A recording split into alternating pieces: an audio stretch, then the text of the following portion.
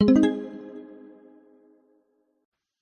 viewers. This is Paladin of Odin, and this is some more Magic the Gathering Online. This is another episode of the Standard Commentary Series, and it looks like we've got a Bant Aggro mirror match. I've been wanting to see one of these for quite a while now, since, Bant Aggro is pretty much the dominant deck in Standard right now. So, let's see. Birds versus Ugin. So, Birds is attacking in with Nissa. He gets through for 2 because Ugin doesn't want to lose his Tireless Tracker here. Uh, Birds also has a Lamholt Pacifist. He's got 2 mana open, so at least he's threatening Dramoka's Command. Ugin has a Duskwatch Recruiter and a Tireless Tracker, 4 mana, so he has a lot of options. That is one of the problems with trying to theorize about what Bant Aggro is going to play, because they just have many options for so few. Like right there, Thalia's Lieutenant. That's not the first thing that came to my mind, but it's a good play in this instance. It turns his Tireless Tracker into a 4/3. He chose not to block with the Lamholt Pacifist because he could have sacrificed the Clue token to make him a 5/4. So Birds is a little bit behind here, and Ugin pops the Clue token at the end of turn. No spells were played, so all the werewolves are transformed. So Lamholt Butcher, Crawlin Horde Howler. But Birds does have 5 mana open, so, possible Collected Company play, maybe Dramoka's Command, Stasis Snare. So another Tireless Tracker. So now he's got a 4/4 Howler, a 5/4 Tireless Tracker, a 2/2 Lieutenant, and then the base 3/2 Tracker. And he's attacking in with the 5/4 because, again, he left up enough mana so that he can sacrifice a Clue token, and he's going to. I was going to say, that way, if Birds wanted to block, he would have had to double block, and he's getting down pretty low on life. He's at 8. Honestly, I would have considered double blocking there to kill off the Tireless Tracker. I mean, it would be getting 2 for 1, but you would have been at 14 to start your next turn. Ooh, and Collected Company only finds 1. A Throbbing Inspector. Not really what you would want for there.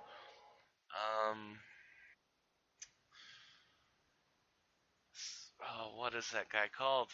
I can't remember his name right now.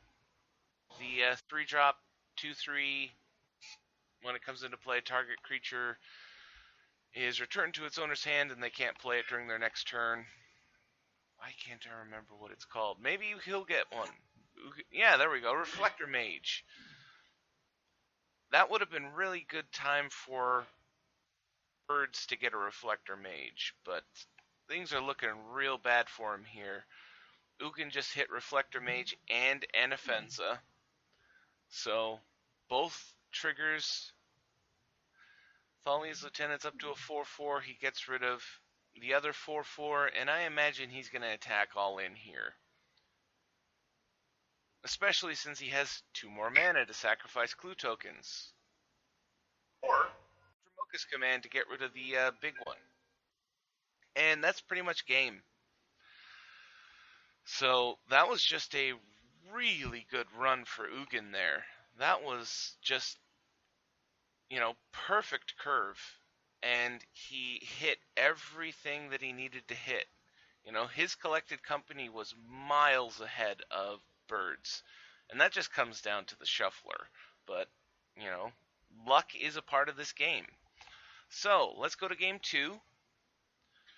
Alright, so less than a minute of sideboarding. I mean, it was probably less than 30 seconds. Second turn Lamholt Pacifist for Ugin. Third turn Tireless Tracker for Birds. While I was waiting for the first play of the second game, I took a quick look at a typical sideboard for Bant Aggro, and I couldn't really see anything in there that I would want to sideboard in against the mirror in this situation. Maybe the fourth copy of Declaration in Stone if you're only running 3 in main deck. The one that I looked at had 3 main, 1 inside. I mean, they do have options for board clears, but if you're running Bant Aggro and you're facing Bant Aggro in the second game, you side in all your board clear, you're kind of just assuming that the other guy is going to get a better run than you straight away. Now, that's not, you know, not to say that's not a bad idea. I mean, at this point, Ugin's got 2 creatures and Birds is going first, so he's going to hit 5 mana first, and there are a lot of options for creature killing. You know, um, that deck list had Tragic Arrogance. You could be running Planar Outburst. I can't remember if End Hostilities is still legal or not. Sorry, I'm not the best at remembering everything Magic. But there's a lot of options in white, and then there's the possibility of bouncing thanks to blue, though it's only a temporary. So Ugin gets a Tireless Tracker. He chooses not to attack because this time Birds has a pretty good start of his own. Though he did have to hardcast a Den Protector instead of getting the Morph. It's kind of just a desperation move to get a blocker out there. Now, this has to be a bait. He has to have a Dramoka's Command in his hand.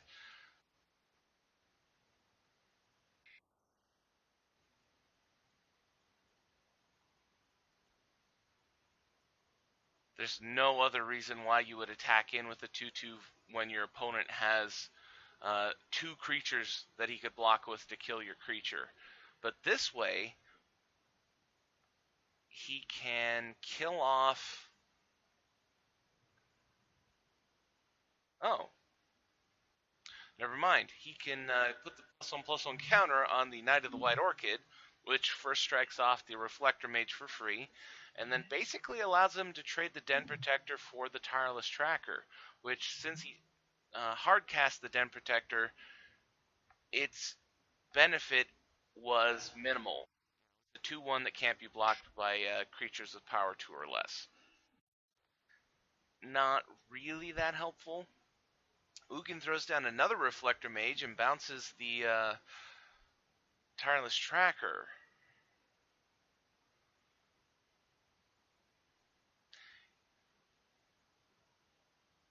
Combat-wise, the 3/3 first strike is pretty powerful here, but I can see why he went for the Tireless Tracker because it gives him more options. With it in play, every land gets him a clue token, which is a potential card draw later on, and right there, he popped the clue token to draw a card. He must not have had something in his hand that he wanted to play right there.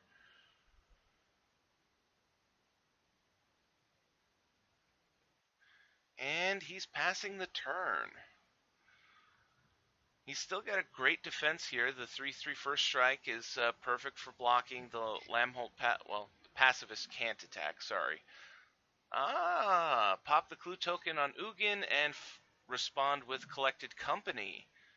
And he hits 2 pretty good cards for him. Nissa will get him a land, and he's already at 6, so that land will flip her. And then Thalia's Lieutenant makes the Knight a 4/4 first strike, which could block the Butcher if it were flipped. So he's got a really good defender here in that Knight of the White Orchid. But it's not going to take a whole lot to get rid of him. It's Bant Aggro. They have access to Dramoka's Command, provided you have the muscle to be able to fight the creature. Declaration in Stone, they can be playing Silk Wrap or Stasis Snare, or in this situation, a Bounce is really good since, the only reason why it's a 4/4 is because of the 2/2 counters, or the 2/1/1 counters, sorry.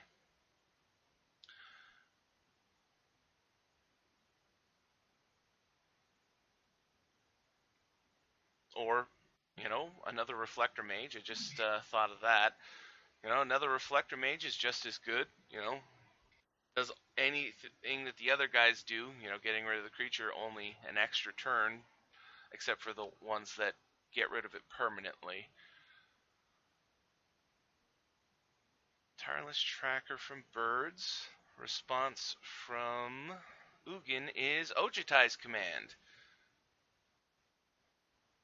Counter target creature spell and draw a card. And that's probably his single copy. The typical Bant Aggro deck list only has one Ojutai's Command in it. Ooh, Gideon, ally of Zendikar. So now he's got Nissa, and he just popped Gideon for the emblem, so all of his creatures get +1/+1. And now he's got a pretty terrifying attacker, or in this instance, blocker. So Nissa made the 4/4. So now he's got a 5/5, a 5/5 first strike, and the 2/2. So he's got a pretty good defensive force here. Nissa Vastwood Seer from Ugin. 1, 2, 3, 4, 5, 6. And he hasn't played a land this turn yet. And Knight of the White Orchid. Well played. That way he gets the extra land because Birds has 7. And then he can play the land and flip Nissa.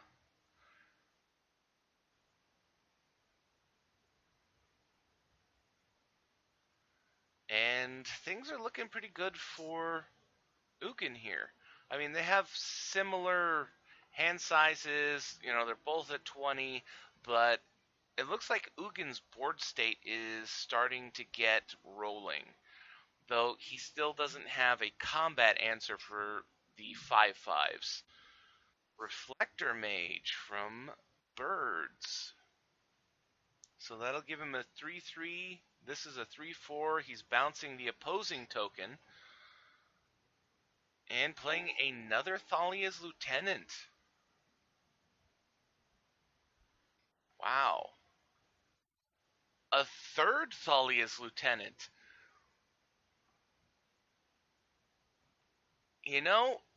I'm thinking that he's probably not going to attack this turn. Okay, make a liar out of me. I was going to say he's hoping for something in the vein of an Alpha Strike on next turn. But Ugin has a response. He's going with the Duskwatch Recruiter. So my guess is that he might be using it as a chump blocker in this situation. But at the same time, he's still at 20. So if he wanted to, he could take the 14 damage and, that's still 14 damage and go to 6. But that means that the other side doesn't have his 7/7 first strike, which is basically the perfect blocker in this situation. But he does chump block with his own Knight of the White Orchid, only taking 7.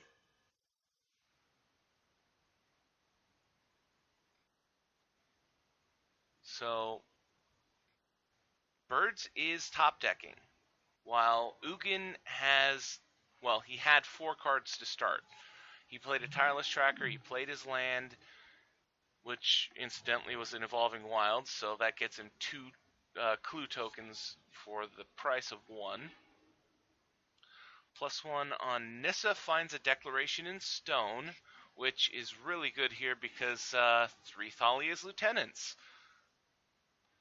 It does give him 3 clue tokens, but in this particular situation of top decking, he really needs to be able to top deck gas more than depend on the clue tokens giving him what he needs. Because, this is a very finite resource, and he's running out of momentum pretty fast here. I mean, with all the mana he has, he could pretty safely pop 2 clue tokens here and still have enough mana to play whatever he wants.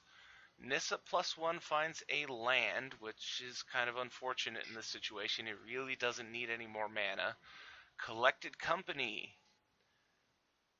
Okay, so he hits 2, which he really needed to in this situation. Reflector Mage and Athalia's Lieutenant.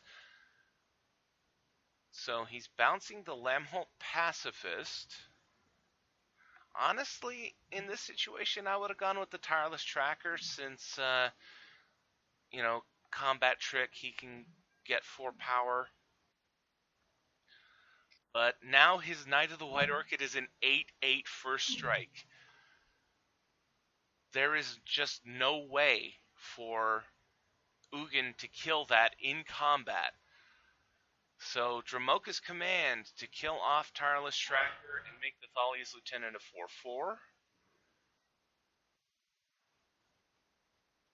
And press the advantage. He's going in with his 8/8 first strike, his 6/7 Reflector Mage, and his 5/5 Elemental token.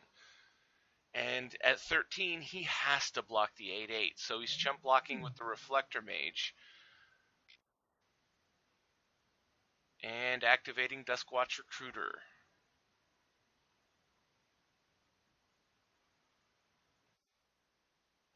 So, oh, finds Thalia's Lieutenant. Okay, so he got some gas, but the problem is that now the whole drawing gas or not really isn't that big a deal because just the overwhelming muscle that Birds has on the board right now. You know, it doesn't matter if he draws a land. In fact, you know, big deal. He gets a land, he plays it, and then he can pop 2 clue tokens, draw a card with Nissa, and effectively have drawn 4 cards this turn. So, right now, Ugin has to have an answer, or he's pretty much dead. And I don't think that he has a board clear main deck. Collected Company, that could get him 2 more blockers, which would not be enough. Well, 1 Reflector Mage takes out 1 creature, but that's still not enough. He needs another creature on the board to block with to buy himself another turn, or he's going to die. And he bounces the 8/8, and Thalia's Lieutenant. Alright, so all Birds has to do is get rid of 1 of these creatures, and he wins. Another Reflector Mage, Declaration in Stone, Dramoka's Command. You guys know the list. All he needs is 1. And he has a lot of card draw that he can act on. You know, clue tokens, Nissa.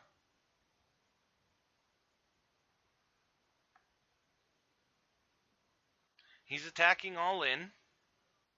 And Ugin has no choice but to block all 4 of these creatures. Because he's at 2. Any one of these creatures is lethal. Okay, after blocking, activating Duskwatch Recruiter to try and find another creature.